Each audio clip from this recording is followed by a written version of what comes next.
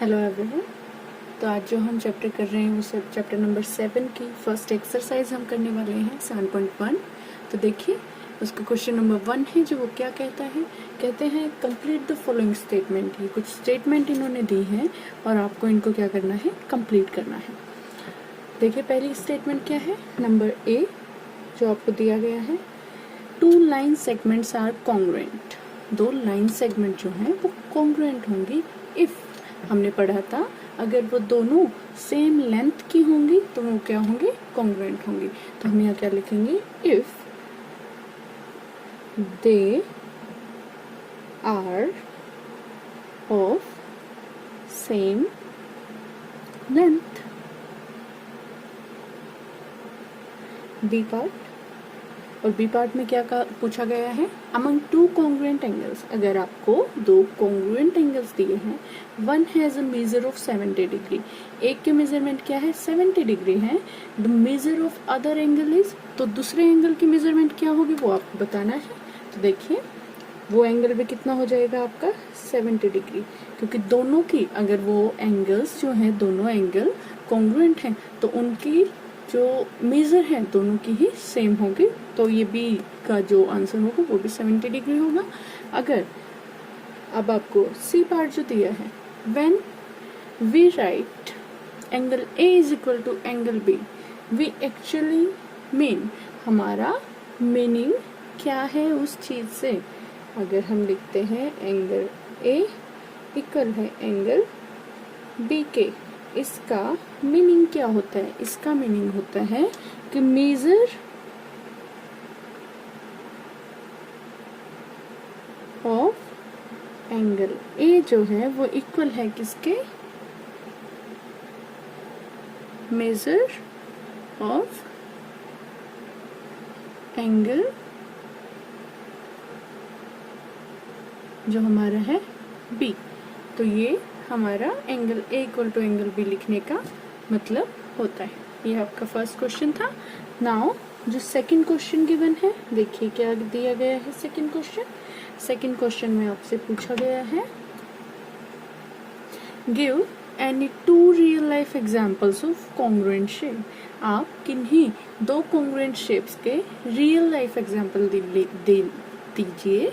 Real life examples क्या है, real life examples जैसे आपको मैंने फर्स्ट वीडियो में जो एग्जांपल दिए थे, मैंने 2 बॉक्सेस दिखाए थे आपको ग्लासेस के, और मैंने आपको जो है 2 बुक्स दिखाई थी जो बिल्कुल सेम शेप की हैं और सेम साइज के हैं। तो हम क्या बोल सकते हैं, sheets of same letter pad, कुछ भी हो सकता है।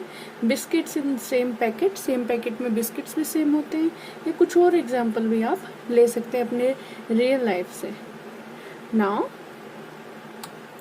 आपको क्वेश्चन नंबर जो 3 है वो दिया गया है। क्वेश्चन नंबर 3 के अंदर आप देखिए क्या है, इफ ट्राइंगल ABC जो है, अगर ट्राइंगल है ABC, triangle ABC is congruent to triangle FED, ED के congruent है, under the correspondence ABC FED write all the corresponding congruent parts of the triangles। आपको मैंने जब आपको congruency in triangle मैंने आपको टॉपिक बताया था तो उसके अंदर मैंने आपको बताया था कि अगर 2 ट्राइंगल्स congruent है तो उनके corresponding parts क्या होते हैं। तो आपको वही बताना है कि आपको मैंने 2 ट्राइंगल दे दिए हैं। प्रॉब्लम ये है कि 2 ट्राइंगल आपको दिए गए हैं, इन दोनों ट्राइंगल के कॉन्ग्रुएंट पार्ट्स जो हैं आपको मेंशन करने हैं। तो ये देखते हैं कॉन्ग्रुएंट पार्ट्स क्या क्या होंगे। अगर 2 ट्राइंगल्स हैं तो एंगल ए और एंगल एफ, सबसे पहले हम एंगल्स ले लेते हैं। एंगल ए जो है वो कोरोस्पोंडिंग है एंगल एफ के, देन एंगल बी को आप कोरोस्पोंडिंग बोल सकते हैं एंगल ई के, और आप एंगल सी को कोरोस्पोंडिंग बोल सकते हैं एंगल डी के। आफ्टर दैट आपके पास, हमारे पास जो है लाइन सेगमेंट्स गिवन है।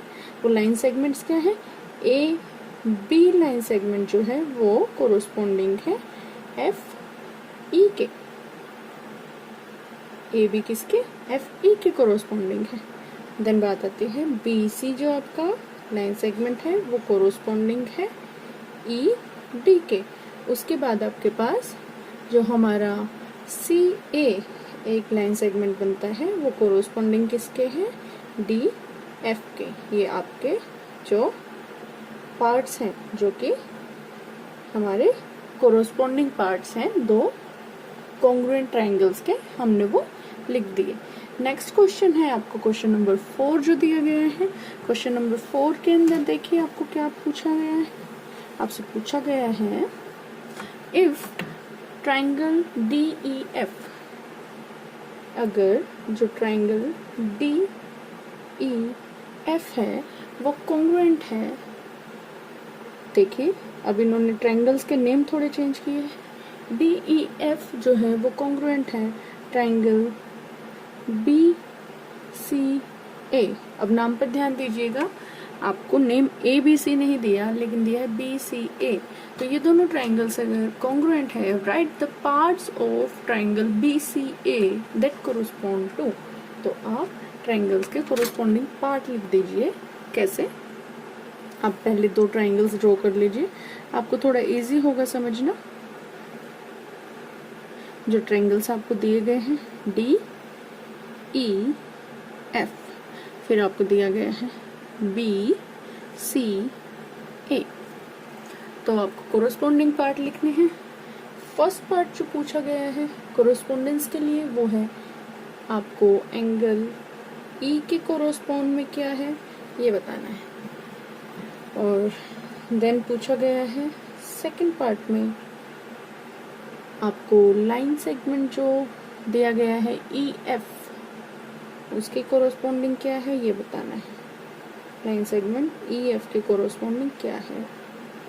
थर्ड पार्ट आपको गिवन है कि आपको एंगल एफ के कोरोस्पोंडिंग में क्या है ये बताना है। देन आपको बोला गया है फोर्थ पार्ट में कि एंगल जो आपका आपको जो डी एफ लाइन सेगमेंट दिया है उसके कोरोस्पोंडिंग में क्या है।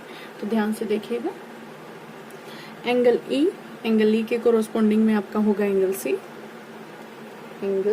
सी होगा। नाउ अब ई एफ के कोरोस्पोंड में सी ए लाइन सेगमेंट होगा, सी ए लाइन सेगमेंट। उसके बाद देखिए जरा एंगल एफ जो है आपका उसके कोरोस्पोंड में एंगल ए आपका होगा। अब उसके बाद देखिए डी एफ के कोरोस्पोंड में क्या होगा, बी ए लाइन सेगमेंट बी ए। ये आपके कोरोस्पोंडिंग पार्ट्स हो जाएंगे। तो इस तरह से आपकी जो फर्स्ट एक्सरसाइज है वो कंप्लीट हो जाती है। नेक्स्ट वीडियो में हम सेकंड एक्सरसाइज